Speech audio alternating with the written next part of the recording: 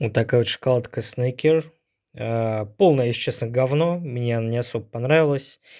Вот, лучше, ну, она стоит еще, знаете, 100, сколько ж, 100, по-моему, 9 рублей. Короче, не рекомендую, полная хрень вообще, не стоит своих денег. Также сок мой рекомендую. Вот этот сачок ананасовый, всего 89 рублей, вообще копейки. Еще такая у меня была фреш-бар, Jelly Beers, вкусная вещь, рекомендую. Еще есть также синенькая, цитрусовая такой, знаете, есть еще фиолетовая, азиатские мечты Asian Dream, по-моему, да, и Мэри Берри красная. Вот, кстати, красную я рекомендую с вкусом малины, вот эту красненькую рекомендую тоже.